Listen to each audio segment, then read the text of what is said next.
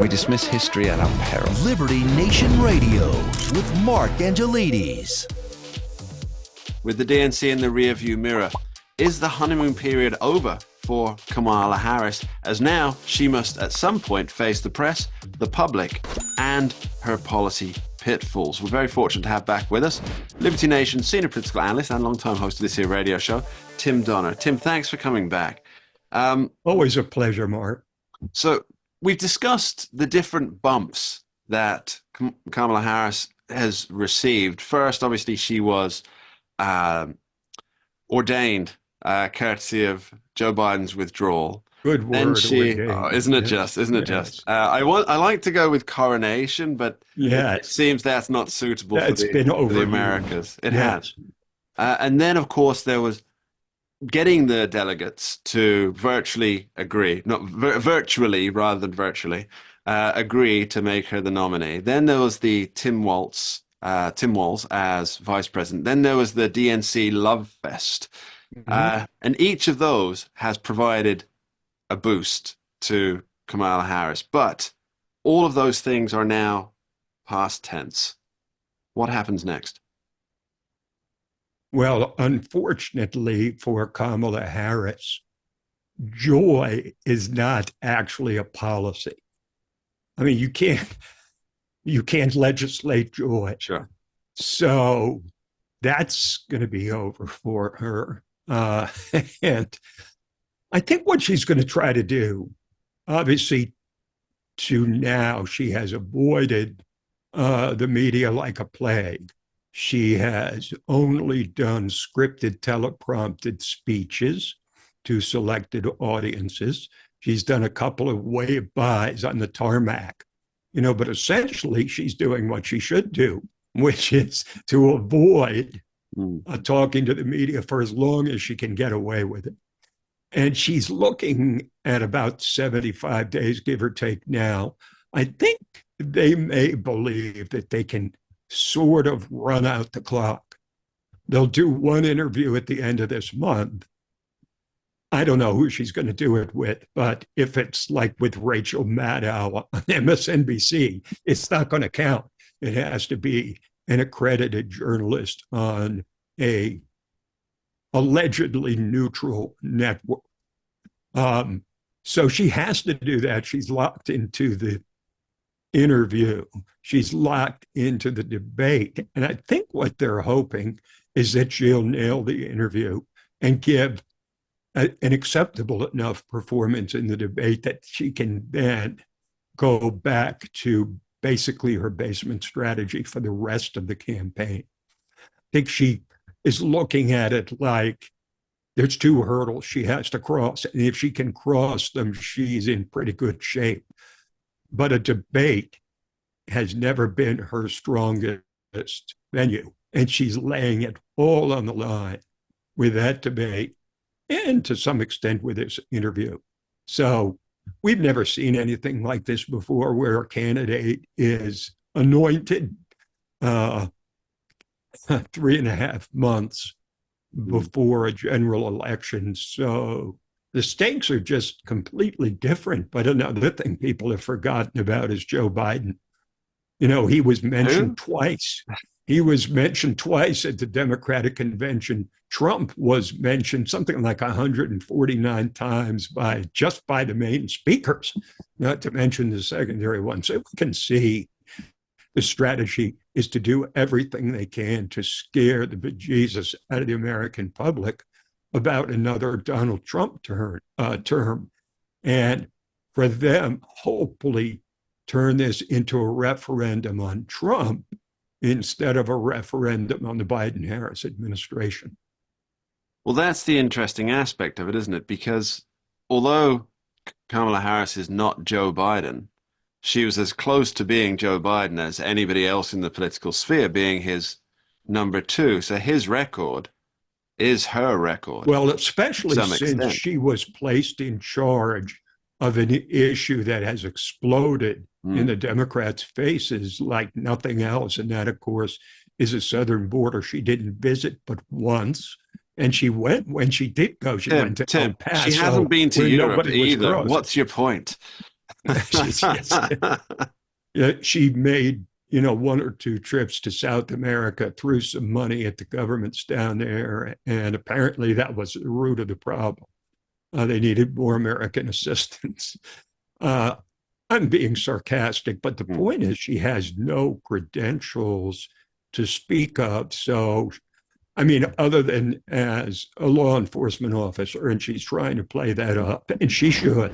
She was the attorney general of the largest state in the country. She was a district attorney in one of the largest cities in the country. She was vice president. She was a senator. So, she, by this point, should be pretty good at debating. But of course, it was her debate in 2019 where Tulsi Gabbard laid her to waste, and she had to pull out shortly thereafter. Yes, I remember it very, very clearly. I think it was about 24 seconds of just hammering Kamala Harris on the very things that she should be proudest of the most. And once they take away your crowning achievements, there's really nowhere else you can pull back from. And it would be my strong suspicion that Donald Trump is currently putting together a series of Gabbard-esque sound bites that he can launch during the debate when it happens. And they can be very effective because Donald Trump knows how to deliver a soundbite, and Kamala Harris doesn't know how to deliver a soundbite. She delivers the anti-sound. I don't even know what that is. But I think we need to move forward, unburdened by what was. Well, let's discuss that for a moment, Tim. Unburdened by what was. So she wants to move forward, unburdened by what has been. Does she remain her record as vice president? Because if she can unburden herself of that, I mean, that's got to serve her well, right? There is a record. That's her problem. She can't erase the record. The media will do the best they can to erase it. What you see in the media now, you want to talk about, not that we need any more evidence of media bias, but even some of the more responsible mainstream journalists, and I think of someone like Jonathan Karl on ABC, and there's some others, who, when she was appointed as the root causes or whatever you want to call it, they announced that she had been named border czar. Border czar. You can see it in stories all through the administration. Border czar Kamala Harris. Kamala Harris in charge of the border.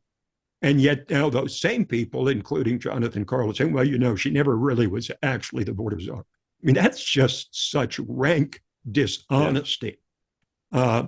Are they lying now or were they lying then? Either way. I mean, this is a woman that two months ago, we were having a discussion about whether Kamala Harris would be dumped from the ticket because she was such a liability to Joe Biden beyond his own declining cognitive condition. I mean, there was serious talk about trying to install someone else because her approval numbers, they were as low as 28% at one point and have never risen above the 30s.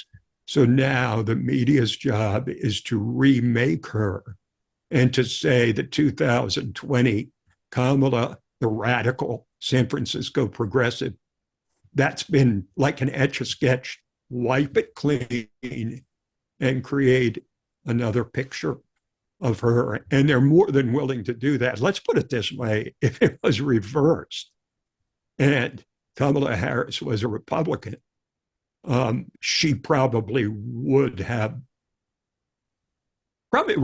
she'd probably be down by 10 points if you flip the script, because there's such an incuriosity among elite media about Kamala Harris. They're not even demanding, not even asking her to actually do an interview. They're perfectly content to have her make their job much harder.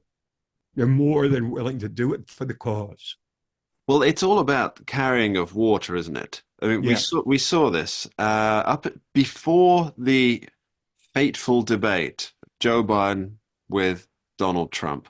Oh, and by the way, on a side note, Kamala Harris should be worried about the debate, not only because she's not very good at sound bites, she's not that great at thinking on her feet when it comes to a debate format, but the last person who debated Donald Trump had to end his campaign. That we should always keep that in mind. One debate killed his campaign. What comes out in a debate, excuse me, in a debate format tends to be a person's authenticity, a person's substance, a person's core, or lack thereof, right? It's pretty hard to fake authenticity.